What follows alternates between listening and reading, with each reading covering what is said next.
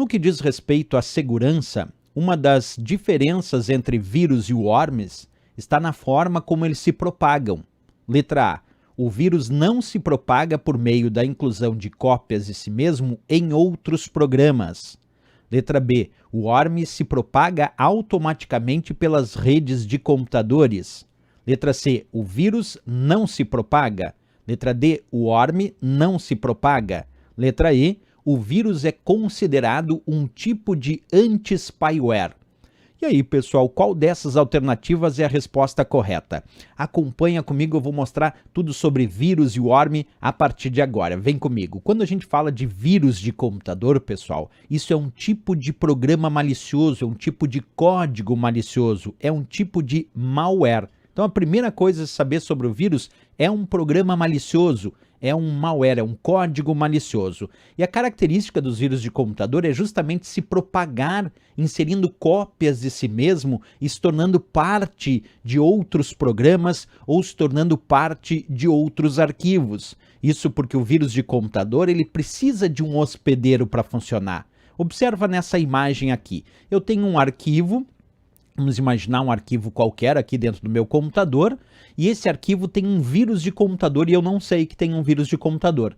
E aí eu resolvo executar, eu resolvo abrir esse arquivo. E quando eu executo esse arquivo, o vírus começa a se propagar, criar cópias do seu código malicioso e se tornar parte de outros arquivos ou programas que a princípio não tinham aquele vírus de computador. Vou repetir a informação, observa, eu tenho dois arquivos aqui, um infectado com vírus e outro sem vírus de computador. Quando eu executo esse arquivo que tem vírus de computador que eu não sabia, ele se propaga, ele cria uma cópia de si mesmo e se torna parte de outro arquivo ou parte de outro programa. Isso é característica do vírus que, como eu disse para vocês, o vírus depende da execução daquele programa ou daquele arquivo hospedeiro para que ele possa funcionar, para que ele possa começar a se replicar, né?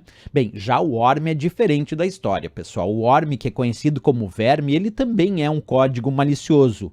O worm, o verme, também é um programa malicioso, também é um tipo de malware.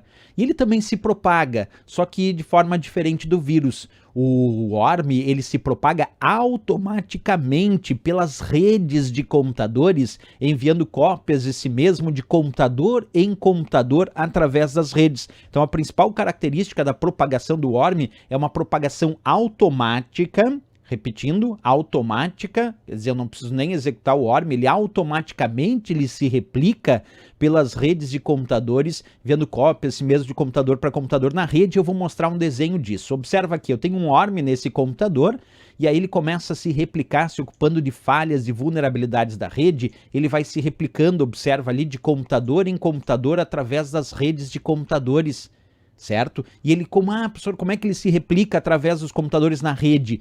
Justamente porque ele vai procurando vulnerabilidades, falhas do sistema e através dessas vulnerabilidades é que ele vai se propagando. Então as formas de propagação do worm pode ser sim a execução direta de suas cópias, pode ser, mas não é o mais comum. O mais comum do worm é a exploração automática de vulnerabilidades existentes em programas instalados em computadores num processo que a gente chama de scanning. O scanning é essa característica que o worm realiza na sua fase de propagação, procurando outros sistemas para infectar. Eu até vou mostrar para vocês como é que é o processo de propagação do worm aqui. Primeiro ele identifica os computadores-alvo, certo? Fez a identificação do computador-alvo, ele envia cópias dele para aquele computador.